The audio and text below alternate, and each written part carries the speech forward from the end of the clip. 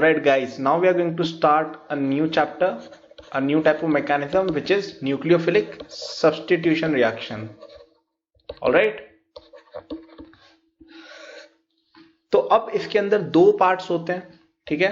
पहला होता है SN1 रिएक्शन और दूसरा होता है SN2 रिएक्शन, ठीक है। ये होता है तुम्हारा यूनिमोलिकुलर न्यूक्लियोफिलिक सब्स्टिट्यूशन और ये होता है तुम्हारा बायमोलिकुलर न्यूक्लियोफिलिक सब्स्टिट्यूशन।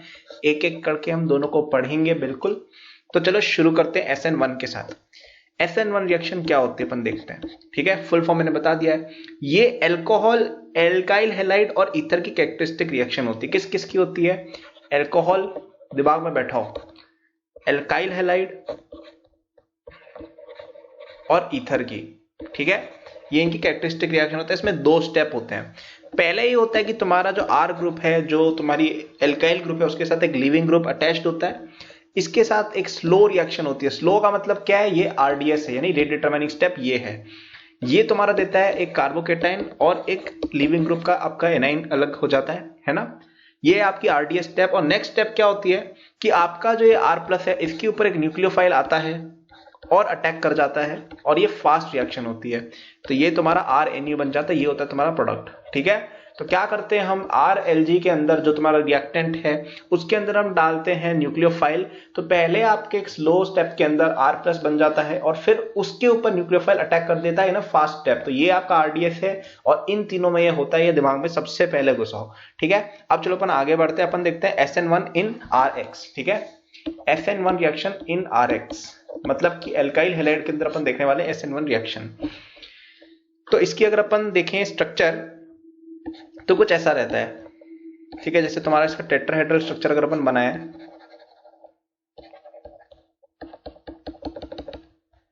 ठीक है। ये तुम्हारा टेट्राहेड्रल स्ट्रक्चर जैसे है RX का। इसमें स्टेप नंबर 1 हुई, न्यूक्लियोफाइल इसमें से X तुम्हारा हट गया, सॉरी। तो इसमें इस तरह की ट्रांजिशन या कार्बोकेटाइन इंटरमीडिएट बनता है, ठीक है। ये देखना तुम, याद है ना ये स्टीरियो केमिस्ट्री वगैरह कि भूल गए हो, है ना। जो बंदे भूल गए प्लीज पीछे जाके रिवाइज करना, है ना, वरना तो मैं समझ में नहीं आएगा ये आगे कैसे क्या रिएक्शन होगी। तो ये अपना कार्बोकेटाइन इंटरमीडिएट हो गया। इसके अंदर अब बनती है फास्ट रिएक्शन, ठीक है। इसमें फास्ट रिएक्शन होती है, न्यूक्लियोफाइल तुम्हारा अटैक करता है और तुम्हारा क्या बन जाता है, एक D+L पेयर बन जाएगा, ठीक है। यहां पे तुम्हारा R1, R3, R2, ठीक है। और एक और बन जाएगा इस तरह का, यहाँ पे तुम्हारा R3, यहाँ पे तुम्हारा जैसे R2, यहाँ पे R2, यहाँ पे न्यूक्लियोफाइल और यहाँ पे R1, ठीक है। तो ये D+L पेयर है, ये तुम्हारे दिमाग में होना चाहिए, ठीक है। D+L पेयर यहाँ पे बनता है, डेक्स्ट्रोल है, वो दोनों स्पीशीज बनती है। इसको क्या बोलते हैं? स्टीरियोकेमिस्ट्री याद करो, क्या बोलते हैं इस चीज को? रेसेमिक मिक्सचर, ठीक है। तो ये रेसेमिक मिक्सचर रहती है। अब अपन बात करें, दो तरह के यहाँ पे आपके हो सकते हैं ट्रांजिशन स्टेट। पहला ट्रांजिशन स्टेट कुछ ऐसा हो सकता है, ये तुम्हारा कार्बन पर डेल्टा+ चार्ज है, ये तुम्हारे X से जस्ट इसका बॉन्ड टूट रहा है, इसलिए इसने अपन ने डॉटेड करके बनाया है। यहाँ पे आपका R2 है, यहाँ पे तुम्हारा है R3 और यहाँ पे है तुम्हारा R, ठीक है। तो पहला तो तुम्हारे पास ये ट्रांजिशन स्टेट हो गया, अभी TS1 बोलेंगे इसको। दूसरा ट्रांजिशन स्टेट हो गया तुम्हारे पास इस तरह का, जो पॉसिबल है।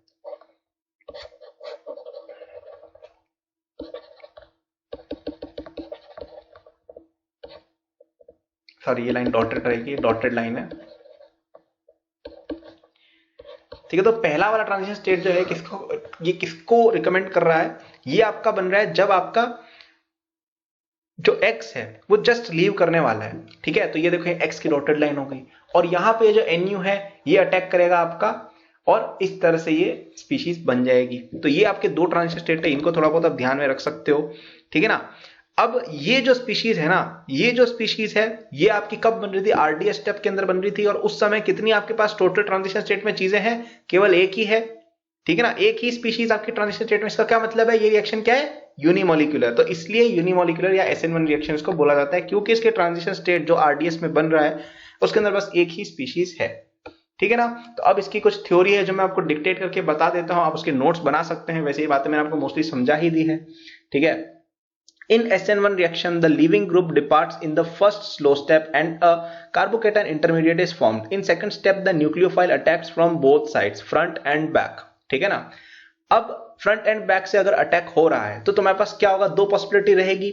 अगर तुम्हारा कार्बन एसिमेट्रिक हुआ अगर, तो वहां पे तुम्हारा रेसिमिक मिक्सचर बन जाएगा, जो मैंने तुम्हें एक्सप्लेन किया था, D+L दोनों इसमें स्पीशीज बन रही थी, स्ट्रक्चर बना के भी दिखाई थी। आपको स्टीरियो केमिस्ट्री भाई अच्छे से याद होनी चाहिए, वरना ये SN1 SN2 पे मत जाना, ठीक है, तुम लोग कंफ्यूज हो जाओगे। प्लीज जाके एक बार स्टीरियो केमिस्ट्री पढ़ के आओ, उसके बाद ORM, उसके बाद आप नेक्स्ट रिएक्शन मैकेनिज्म जो मैं बता रहा हूं उस पर मूव करिएगा। इस चैप्टर को अगर आपका रिवीजन नहीं है तो प्लीज मत देखना, तुम कंफ्यूज हो गए। मॉलिक्यूलरिटी आपकी 1 होती, मैं एक्सप्लेन कर दी थी, है ना। और मॉलिक्यूलरिटी होती क्या, number of species involve in the transition state of slow step, वो भी मैं आपको बता दिया, ठीक है ना। तो अब यहाँ पे आपका जो फैक्टर्स अफेक्टिंग SN रिएक्शन की अगर अपन बात करें, ठीक है ना, factors affecting SN1, all right. तो सबसे पहला फैक्टर होता है नेचर ऑफ एल्काइल हैलाइड, ठीक है ना। तो यहां पे आप देखो एक स्पीश, यहां पे एक कॉन्सेप्ट मैं बताने वाला हूं, ये अगर तुमको समझ में आ गया तुम RX के सारे क्वेश्चन SN1 के निकाल लोगे।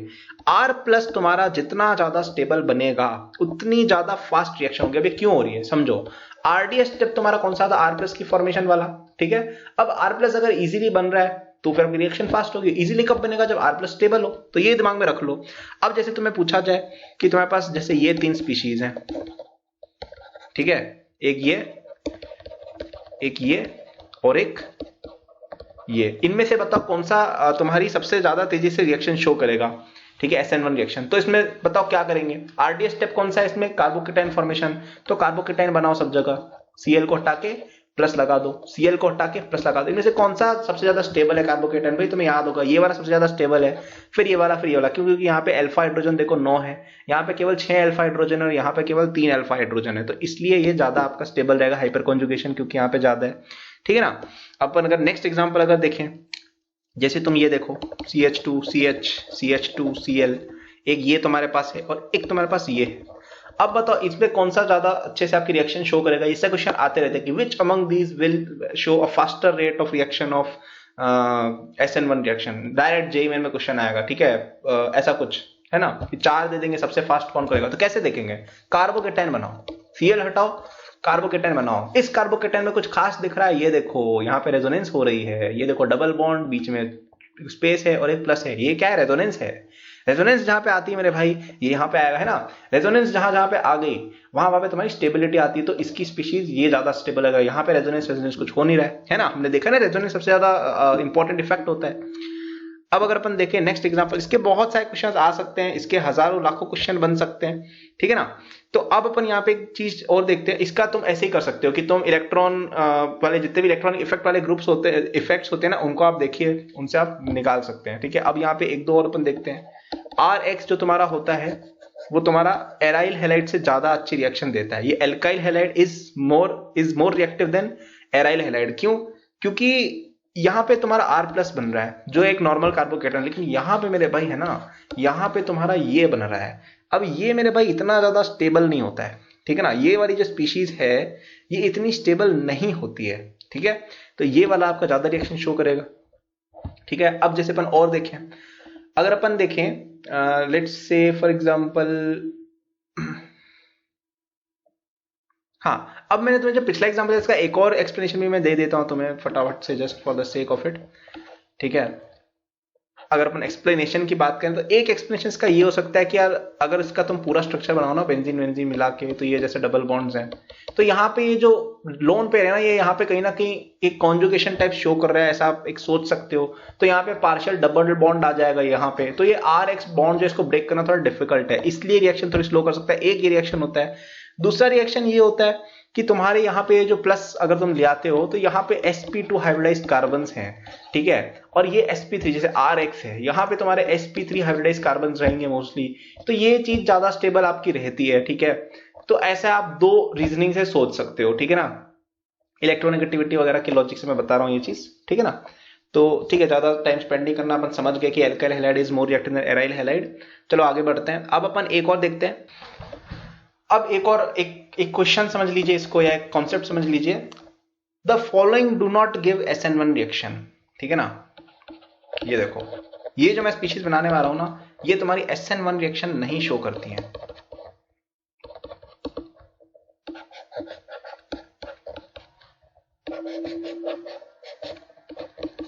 क्यों नहीं करती हैं? यहाँ पे देखो पार्शियल डबल बॉन्ड कैरेक्टर आ रहा है क्योंकि यहाँ पे रेजोनेंस शो हो रही है, ठीक है, रेजोनेंस यहाँ पे शो हो रही है, तो यहाँ पे आपका ये बॉन्ड तोड़ना डिफिकल्ट है। और यहाँ पे याद करो ये वाली स्पीशीज हालांकि डिफरेंट है, ये वाली स्पीशीज का केस अलग है, यहाँ पे तुम्हारा अच्छा शो होगा क्योंकि यहाँ पे तुम्हारा जो पॉजिटिव है ना वो रेजोनेंस शो कर रहा है, लेकिन यहाँ पे देखो एक बीच में CH ज्यादा है तो ये वाला शो करेगा, ये वाला नहीं करेगा SN1 रिएक्शन। ये वाली में अगेन SN1 रिएक्शन शो नहीं होगी, यहाँ पे भी आपका वही ट्रिपल बॉन्ड वगैरह आ रहा है। यहाँ पे भी आप यहाँ पे भी अगर आप देखेंगे तो आपका पार्शियल डबल बॉन्ड कैरेक्टर कहीं ना कहीं आ रहा है वहां पे, इसलिए नहीं होगा रिएक्शन इतना अच्छे से। और यहाँ की अगर हम बात करें तो यहाँ पे तो यार बाईसाइक्लो कंपाउंड है, ब्रिज हेड है, यहाँ पे तुम कहाँ से मतलब कराओगे रिएक्शन, मतलब कार्बोकेटाइन बहुत ही अजीब सी सिचुएशन हो जाएगी, ब्रिज हेड पे आपका बनता भी नहीं है ना। तो याद रख सकते हैं आप ये चीज, ब्रिज हेड पे कार्बोकेटाइन कैसे बनाओगे, ठीक है ना, उसमें 120 डिग्री एंगल चाहिए होता है, बना ही नहीं पाओगे, मतलब बहुत स्ट्रेन आ जाएगा मॉलिक्यूल में। अब नेक्स्ट आपका जो फैक्टर डिटरमाइन करता है ना रेट, वो होता है नेचर ऑफ न्यूक्लियोफाइल। तो वीक न्यूट्रल न्यूक्लियोफाइल जो होते हैं ना वो आपके सबसे ज्यादा सुटेबल होते हैं, और यहाँ पे जो सॉल्वेंट मॉलिक्यूल होते हैं ना वो कई बार आपकी न्यूक्लियोफाइल की तरह एक्ट करते हैं, ठीक है ना, और इस तरह के जो रिएक्शन होते हैं सॉल्वोलाइसिस रिएक्शन बोला जाता है। स्ट्रॉन्ग एनायनिक न्यूक्लियोफाइल की जहां तक बात करें वो एल्काइल हैलाइड को पहले अटैक कर सकते हैं लिविंग ग्रुप की आयनाइजेशन से पहले, ठीक है ना, और ये SN2 रिएक्शन शो कर देंगे, ठीक है ना। तो इसलिए जो कॉमन न्यूक्लियोफाइल यूज होते हैं ना SN1 के लिए वो मैं लिख रहा हूं, H2O हो गया, CH3OH हो गया, C2H5OH हो गया, CH3COOH हो गया, CH3CH2SH हो गया, एक्वस KOH हो गया, ठीक है ना। अब यहाँ पे OH माइनस वगैरह बन तो रहा है लेकिन सॉल्वेशन की वजह से वो वीक बन जाता है। तो अगर आपके पास RX है, इसके अंदर दो रिएक्शन हो सकती है। पहला तो हो सकता है तुम्हारा SN1, ठीक है, इसमें क्या होगा तुम्हारा R डेल्टा प्लस बनेगा, ये वीक बॉन्डिंग ऐसे टूटेगी और तुम्हारा यहाँ पे R प्लस बन जाएगा, X तुम्हारा यहाँ पे अटैक करेगा और RX तुम्हारा R न्यूक्लियोफाइल बन जाएगा, सॉरी यहाँ पे न्यूक्लियोफाइल है। एक होती है SN1, एक होती है SN2। इसमें क्या होता है, इसमें तुम्हारा जो न्यूक्लियोफाइल है वो तुम्हारा यहाँ पे अटैक करेगा और ये X तुम्हारा जाएगा, और इसमें एक डबल ट्रांजिशन स्टेट इस तरह की बनती है कि भाई ये भी अटैच्ड है, ये भी अटैच्ड है, और फिर तुम्हारी NUR इसमें बनता है, ठीक है ना, और X माइनस निकल जाता है। दोनों प्रोडक्ट एक तरह से सेम आपको दिख रहा है लेकिन अलग अलग प्रोसेस है, ठीक है। अपन आगे और पढ़ेंगे SN2 के बारे में, लेकिन यहाँ पे अपन क्या समझे कि वीक न्यूट्रल न्यूक्लियोफाइल जो होते हैं ना वो SN1 फेवर करते हैं। तो ये दिमाग में घुसाना कि ये जो है ये SN1 शो करेंगे, लेकिन अगर आप बहुत हैवी कोई ले आते हो, बहुत नेगेटिव चार्ज वगैरह, तो वो आपका ज्यादा शो करेंगे SN2 रिएक्शन, है ना। आगे we will study this more. Next आता है आपका third, nature of solvent. Solvent जो है उससे भी काफी फर्क पड़ जाता है। तो SN1 के लिए फेवरेबल जो सॉल्वेंट है वो होता है तुम्हारा पोलर प्रोटिक सॉल्वेंट, ठीक है ना। पोलर प्रोटिक सॉल्वेंट जो होता है वो तुम्हारा SN1 रिएक्शन को ज्यादा शो करता है, जैसे कि H2O प्लस एसीटोन हो गया, ठीक है ना। एसीटोन जो है वो ऑर्गेनिक कंपाउंड को डिसॉल्व करने में हेल्प करता है, इसलिए अपन यूज करते हैं एसीटोन इसके अंदर। तुम्हारा CH3OH हो गया, ठीक है ना, तुम्हारा इथाइल एल्कोहल हो गया, तुम्हारा CH3COH एसिटिक एसिड हो गया, तुम्हारा COH हो गया, है ना, फॉर्मिक एसिड वगैरह। तो ये आप ध्यान रख सकते हैं। ओके, अब यहाँ पे कोई बच्चा पूछे कि अरे पोलर प्रोटिक सॉल्वेंट क्यों चाहिए भाई, है कोई और क्यों नहीं यूज कर सकते, बताओ भैया। तो उसका रीजन बता देते हैं। तो जो सॉल्वेंट की सबसे ज्यादा वैल्यू होती है ना डाइलेक्ट्रिक कांस्टेंट की, ये आपने पढ़ा होगा ना फिर इसके अंदर एप्सिलॉन, वो हाई आयनाइजिंग पावर शो करते हैं, ठीक है ना। ये जो सॉल्वेंट है वो आयनाइजेशन भी कर देते हैं और स्टेबल भी कर देते हैं आयन को डाइपोल और H बॉन्डिंग के थ्रू, ठीक है ना। तो जैसे आपका RX है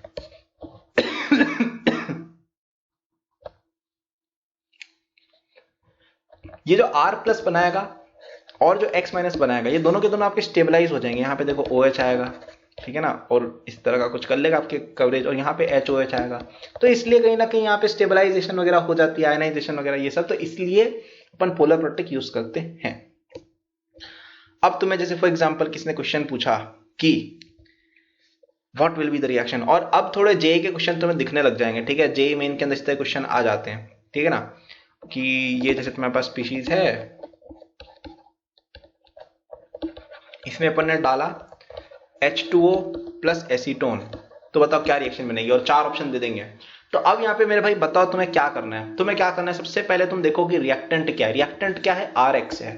ओ हो RX आ गया जिंदगी में। RX जब आता है तो हमें भैया ने बोला था कि 2 रिएक्शन हो सकती है, तो SN1 हो सकती है और SN2 हो सकती है। ओ हो H2O विद एसीटोन, क्या है ये, क्या है ये, पोलर प्रोटिक सॉल्वेंट है H2O। और पोलर प्रोटिक सॉल्वेंट क्या देते हैं, weak neutral polar protic solvent जो है वो क्या रिएक्शन शो करते हैं, तुम्हें थोड़ी देर पहले बताया था कि SN1 शो करते हैं, एग्जांपल लिख के बताया था भी H2O विद एसीटोन यूज करते हैं तो SN1 होती है, तो SN1 रिएक्शन करा दो। तो SN1 रिएक्शन सबसे पहले क्या करते हैं, रिएक्शन डायरेक्ट करा दें, यहाँ पे X डाल दें, कर दे, गलत हो जाएगा। यहाँ पे पहले अपन क्या करेंगे, मैकेनिज्म यूज करेंगे और बनाएंगे पहले अपन आपका कार्बोकेटाइन, ठीक है, कार्बोकेटाइन बना कर दे, यहाँ पे X डाल देते हैं, आंसर आ जाएगा। नहीं, वो ऑप्शन ए है, वो गलत है, वो तुम टिक कर क्या होगा, लेकिन उसमें -1 मिलेगा। यहाँ पे एक चीज होती है जो तुम्हें पढ़ाई थी जीओसी के अंदर, याद करो, यहाँ पे तुम्हें कार्बोकेटाइन का ज्यादा स्टेबल होने जैसा दिख रहा है कहीं भी, यहाँ पे हो सकता है ये जो H है ये अगर यहाँ आ जाए तो आपका इसमें अंदर H शिफ्ट आप करेंगे ना इसका कार्बोकेटाइन का, तो क्या बन जाएगा,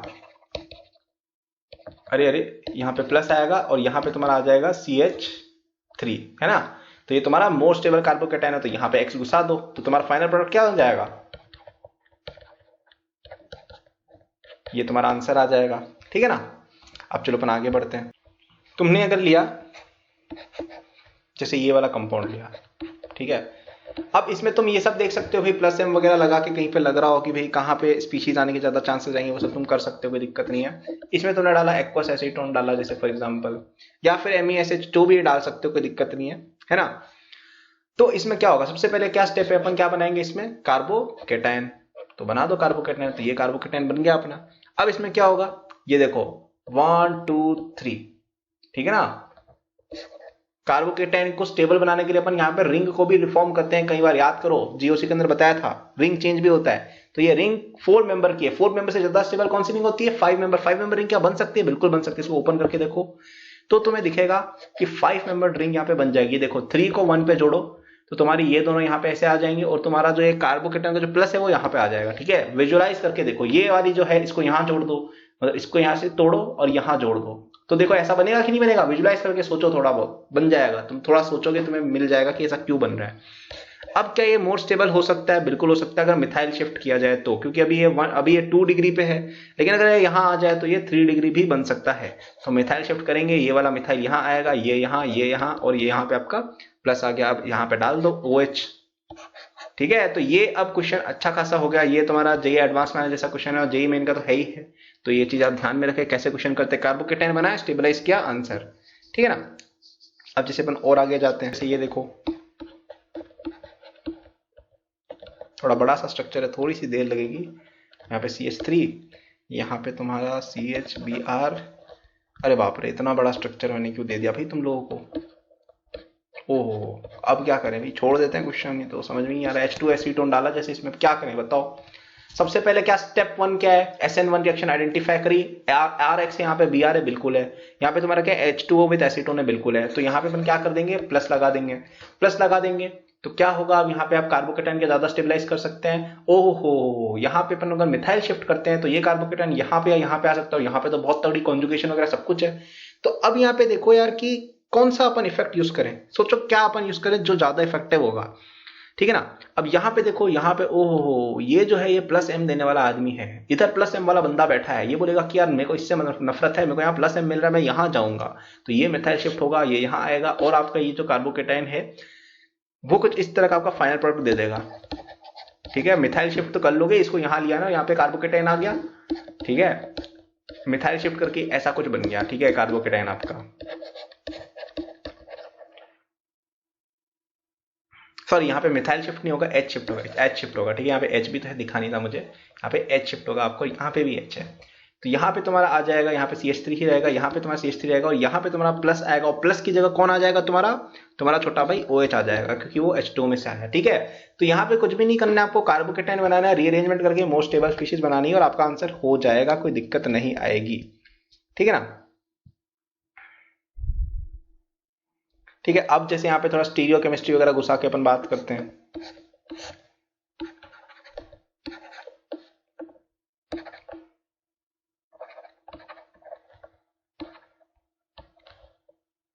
थोड़ा सा टेढ़ा बन गया ये, इसमें H2 एसीटोन डालो, बताओ क्या बनाएंगे, ठीक है।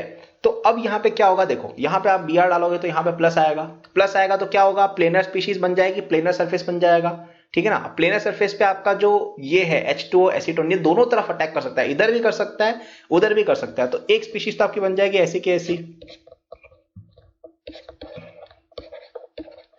एक में तो यहीं पे आपका OH आ जाएगा और एक में क्या होगा कि तुम्हारा उल्टा हो जाएगा, ऊपर वाली जो स्पीशीज है वो उल्टी हो जाएगी, ठीक है ना।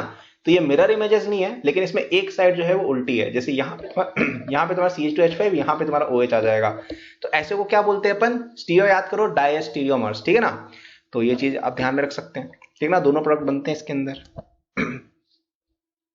तो बस यही है, अब इसके अंदर मैं बहुत ज्यादा घुसूंगा नहीं, जबरदस्ती आपका दिमाग खराब करने की, भाई अंदर जाते जाओ, कोई एंड नहीं है इस चीज का।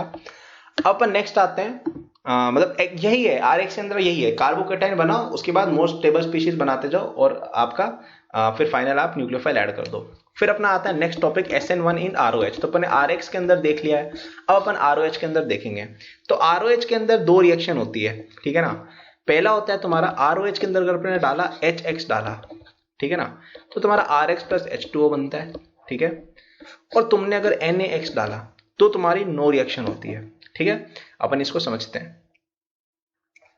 HX अगर HI या HBr है, ठीक है ना, तो क्या होगा, ये जो तुम्हारा ROH है ना, यहाँ पे दो लोन पेयर हैं प्यारे प्यारे से, ये तुम्हारे H प्लस के साथ रिएक्ट करते हैं और बना देते हैं इस तरह की स्पीशीज, ठीक है। अब ये यहां से लीव करेगा और ये तुम्हारा RDS होता है, R प्लस बनता है। R प्लस बनना ही हमारा क्या रहता है यहाँ पे, रेट डिटरमाइनिंग स्टेप।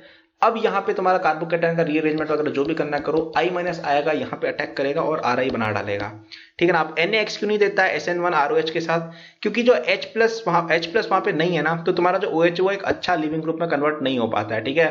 ये आपकी रीजनिंग रहती है, वहां पे H प्लस नहीं है, ठीक है ना। तो ये चीज अपन समझ गए हैं यहाँ पे। अब HX अगर जो है वो अगर कॉन्सेंट्रेटेड अगर तुम्हारा मैंने HX का अगर HI और HBr मैंने बता दिया, अगर HX तुम्हारा है concentrated HCl plus anhydrous ZnCl2, अगर ये है तुम्हारा HX, इसको कहा जाता है लुकास रिएजेंट, ठीक है, लुकास रिएजेंट। अब ये क्या करता है, ये जो है तुम्हारा पहले ZnCl2 के साथ रिएक्ट कर जाता है, ठीक है ना। तो ये तुम्हारा रिएक्ट इसके साथ पहले कर गया और तुम्हारा कुछ इस तरह की चीज हो जाती है, एक ये स्पीशीज बन जाती है तुम्हारी, ठीक है। अब यहां से वापस तुम्हारा R प्लस बनता है और ये तुम्हारे साथ एक ये चीज भी बन जाती है, ठीक है ना। और इसके अंदर HCl आपका आता है और RCl बन जाता है, ZnCl2 तो रहता ही है, H2Cl। अब ये वाइट टर्बिडिटी देता है, ठीक है ना, वाइट टर्बिडिटी देता है। तो ये एक लुकास रिएजेंट आप है, ये इसके अंदर अगर आप इसको डालेंगे तो आपका एक वाइट टर्बिडिटी बन जाएगा, जिसका मैंने बताया था एक्सप्लेनेशन क्या है, ठीक है ना। तो यहाँ पे जो जिंक है इसका रोल ये था आपका कि ये OH को एक गुड लिविंग रोल में कन्वर्ट कर पाए, ठीक है ना, ये इसका रोल था यहाँ पे। एनहाइड्रस ZnCl2 इसलिए यूज होता है ताकि जो H2 है वो आपका HCl की जगह इंटरफेयर ना कर डाले, इसलिए अपन यहाँ पे एनहाइड्रस यूज करते हैं, ठीक है ना। तो ये चीज अपन कर सकते हैं। अब यहाँ पे एक चीज ध्यान में दो कि स्टेबिलिटी रिएक्शन फास्ट कब होगी, रिएक्शन फास्ट कब होगी, जब मोर स्टेबल R प्लस बनेगा। तो इसके अंदर अपन नोटिस करते हैं कि जब आप 3 डिग्री एल्कोहल लेते हैं ना और उसके अंदर आप लुकास रिएजेंट डालते हैं, ठीक है ना, LR, तो ये तुम्हें इंस्टेंट टर्बिडिटी दे देता है, ये व्हाइट कलर इंस्टेंट आ जाता है। 2 डिग्री लेते हैं तो इसके अंदर तुम्हारा 5 to 10 मिनट लग जाता है, और अगर अपन 1 डिग्री लेते हैं इसके अंदर 30 मिनट्स लगता है, क्योंकि स्लो रिएक्शन होती है, स्टेबल नहीं होता है इतना R प्लस, ठीक है ना। तो अब देखो इनके अंदर अब क्वेश्चन की तो कोई कमी है नहीं, ठीक है। अपन जैसे बात करें एक सिंपल सा ले लेते हैं, जैसे ये अपन लेते हैं क्वेश्चन यहाँ पे, इसके अंदर तुमने डाला लुकास रिएजेंट, तो बताओ क्या बनेगा, ठीक है, ये तुम्हारा बन जाएगा। इसके साथ तुम्हारी रीअरेंजमेंट होगी और यहाँ पे तुम्हारा आ जाएगा प्लस, यहाँ पे H शिफ्ट होगी, यहाँ आएगा, यहाँ पे प्लस आ जाएगा और इसमें तुम्हारा Cl ऐड हो जाएगा, ठीक है ना। तो ये चलो ठीक है, हो गया। 3 डिग्री है तो ये ज्यादा स्टेबल, इसलिए अपन यहाँ पे बना दिया, ठीक है। तो ये सिंपल चुन्नू मुन्नू क्वेश्चन देखो तुम कर लोगे, मुझे पूरा विश्वास है। कुछ भी नहीं करना है, SN1 में तुम्हें क्या करना है, कार्बोकेटाइन बनाना है, रीअरेंजमेंट करके स्टेबल बनाना है, वहां पे तुम्हें फिर जो भी न्यूक्लियोफाइल ऐड कर देना है, ठीक है। अब थोड़ा सा अपन अच्छा क्वेश्चन जैसे देखें, जैसे ये वाला क्वेश्चन देखो। अब ये वैसे थोड़ा ज्यादा क्वेश्चन हो गया, मतलब एक, ठीक है, देख लो, कॉम्प्लिकेटेड है थोड़ा। यहाँ पे लुकास रिएजेंट डालोगे क्या होगा, सबसे पहले क्या बनेगा, आपका न्यूक्लियोफाइल बनेगा, सॉरी आपका कार्बोकेटाइन बनेगा। अब यहाँ पे एक रीअरेंजमेंट होती है, अगर ये जो चेन है ना, ये जो चेन है अगर ये छोटी हो जाती है, ठीक है, अगर ये चेन छोटी हो जाती है तो इसमें पता है क्या होता है, मतलब आप ऐसा करो कि इसके अंदर ये चेन बना लो, ठीक है, इसको रीअरेंज करके ये वाली चेन बना लो, ज्यादा कोई डिफिकल्ट काम नहीं है ये। आपको क्या करना है, इसको यहां पे आपको जोड़ देना है, मतलब यहां से जोड़ के इसको ऐसा कर लो,